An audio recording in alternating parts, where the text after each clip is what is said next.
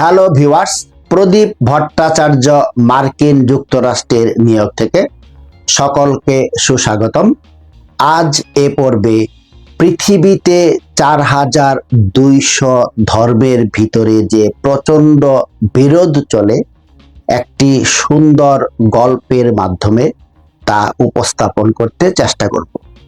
এই গল্পটি আপনারা মনোযোগ দিয়ে শুনবেন এবং বুঝতে পারবেন এই ধর্মগুলোর ভিতরে দ্বন্দ্বের প্রকৃত কারণ। আশা করি আলোচনাটা মনোযোগ দিয়ে শুনবেন। ব্যাকগ্রাউন্ডে থাকবে আলোচনা, তার সাথে অপূর্ব ভিডিও। সমাজে প্রচলিত ধর্মসমূহের মধ্যে প্রচণ্ড মতভেদ বড়ই দুঃখজনক। আজ একটি গল্প বলিব, যাহার দ্বারা এই মতভেদের কারণ স্পষ্টতই বোঝা যাইবে। একটি ব্যাঙ কোনো একটি কূপে বাস করিত। সে বহুকাল সেখানে ছিল। সেই কূপেই তাহার জন্ম এবং সেখানেই সে বাড়িয়াছে। তথাপি তাহার আকার অতিশয় ক্ষুদ্র ছিল। অবশ্য সে সময় বর্তমান কালের কোনো ক্রমবিকাশবাদী ছিলেন না বলিয়া অন্ধকারময় কূপে চিরকাল বাস করায় ব্যক্তি দৃষ্টিশক্তি হারাইয়াছিল কিনা সে বিষয়ে আমাদিগকে বলিবার কেহ নাই। আমরা গল্পের সুবিধার জন্য ব্যাঙটিকে চক্ষুষ্মান বলিয়াই ধরিয়া লইব। ব্যাঙটি প্রতিদিন এরূপ উৎসাহের সহিত কূপ মধ্যস্থ যাবতীয় কীটগুলোকে খাইয়া ফেলিয়া উহার জল পরিষ্কৃত রাখিত। সে এইরূপ ক্রমে ক্রমে স্থূল দেহ হইয়া উঠিল।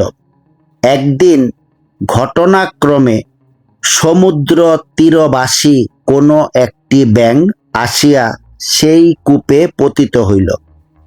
কূপমণ্ডুক জিজ্ঞাসা করিল, তুমি কোথা হইতে আসিলে?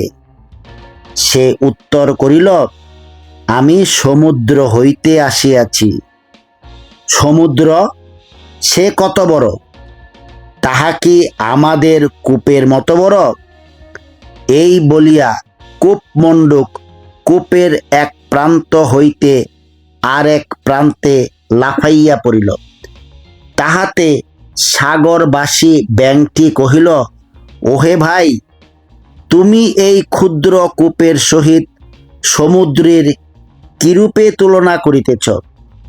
ইহা শুনিয়া কূপমণ্ডুক আর একবার লাফ দিয়া জিজ্ঞাসা করিল, তোমার সমুদ্র কি এত বড়? সমুদ্রের সহিত কূপের তুলনা করিয়া তুমি কি মূর্খের ন্যায় প্রলাপ বকিতেছ? ইহাতে কূপমণ্ডুক কহিল, আমার কূপের ন্যায় কিছুই বড় হইতে পারে না। ইহা অপেক্ষা কিছুই বড় থাকিতে পারে না। এই লোকটা নিশ্চয়ই মিথ্যাবাদী। অতএব ইহাকে তাড়াইয়া দাও। এ ভগ্নী এবং ভাতৃগণ, এইরূপ সংকীর্ণ ভাবি আমাদের মতভেদের কারণ। আমি একজন হিন্দু। আমি আমার নিজের ক্ষুদ্র কূপে বসিয়া আছি ও ইহাকেই সমগ্র জগৎ বলিয়া মনে করিতেছি। খ্রিস্ট ধর্মাবলম্বী তাহার নিজের ক্ষুদ্র কূপে বসিয়া আছে ও তাহাকেই সমগ্র জগৎ বোধ করিতেছে। মুসলমানগণ আপনার ক্ষুদ্র কূপে উপবিষ্ট আছেন ও তাহাকেই সমগ্র জগৎ বলে মনে করিতেছেন।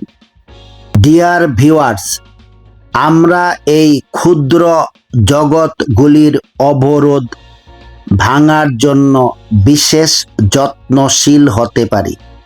আশা করি ভবিষ্যতে আমাদের এই মহৎ উদ্দেশ্য সম্পাদন করার জন্য ঈশ্বর আমাদের সহায়ক হবেন।